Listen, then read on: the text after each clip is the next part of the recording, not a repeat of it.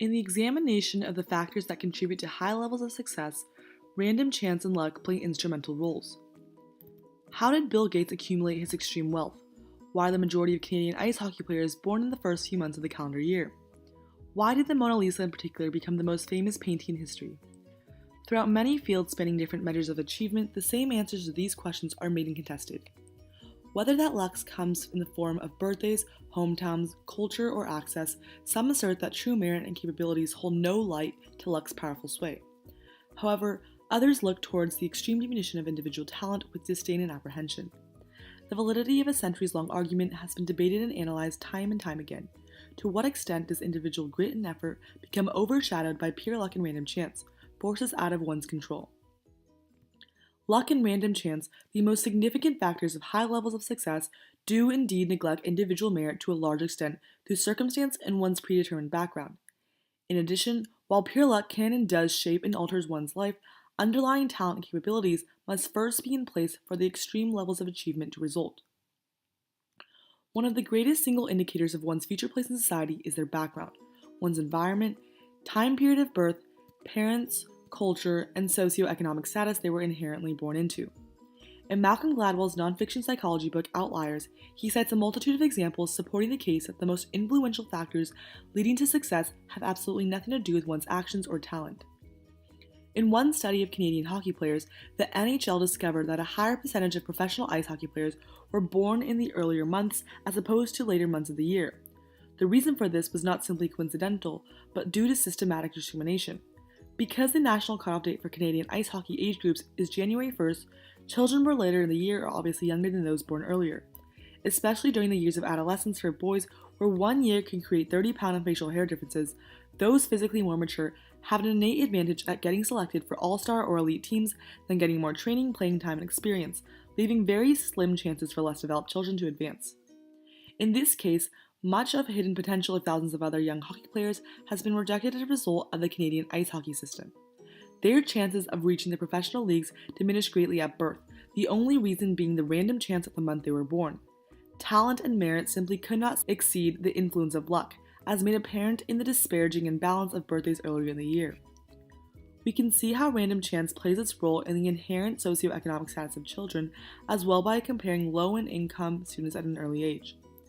As Source C summarizes in a decades-long study exposing the reality of the contributing causes and devastating effects of the vicious cycle of poverty, Carl Alexander combines an explication of 25 years of data that shows that contrary to the popular American narrative that everyone has an equal access to opportunity as long as he or she is willing to work hard, the reality revealed is grim.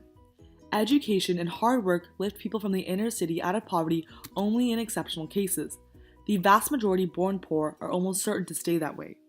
These advantages and disadvantages include parental education, the status of one's parents' marriage, the school district their neighborhood is part of, and the mindsets of one's friends, all factors determined by birth and entirely out of one's control. Besides the background one is born into, the circumstantial luck and unexplainable virality of music, art, culture, and movies displays the same phenomenon. As Michael Mauboussin stated in Source A, referring to Gangnam Style, the Mona Lisa, and Star Wars, these products are all very good but enjoyed success wildly out of proportion with any objective measure of quality. Scientists who study how hits happen tell us that social processes that catapult products to the top are inherently unpredictable and create massive inequality. While the Mona Lisa was a masterpiece of great skill, the large gap in its fame versus other works of its era is not proportional to its higher quality versus other paintings. Other works of art with the same level of skill could not overcome the power of luck and virality. On the other hand, as displayed in Source E, some argue against the extremity of these claims, stating that they are bordering on the theory of social predestination, in which individual actions are ultimately non-impactful in the outcome of one's life, as predicted in the utopian novel Brave New World, where theoretically, every individual's socioeconomic status, role in society, and achievements are predetermined and irresistible to any change by the individual. Instead, hard work and skill still have the immense power to influence one's direction in life. This argument is also presented in Source F, a satirical cartoon of a conversation between two co-workers in which one is visibly depicted being against the argument of the role of luck in success. He sarcastically states, "You're right, I owe all my success to luck. I'm lucky that my alarm clock rings at 5 o'clock so I can get to work before everyone else. I'm lucky there are electric lights in my office so I can stay late. The man in this cartoon clearly believes that he owes all his fortune to his own actions and hard work, responding in disbelief to the assertion that his accomplishments were not a direct result of his own doings. The fact that he advanced to where he is via working arduously for long hours is up to his own volition.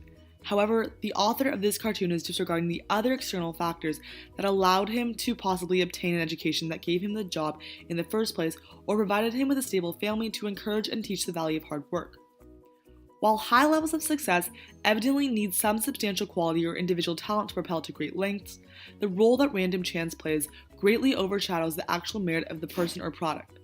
The work ethic and actions undertaken by one can greatly alter one's life for the better or worse, but in order to truly reach unparalleled amounts of success, such as a net worth of hundreds of billions, the only explainable forces are the ones not in one's control.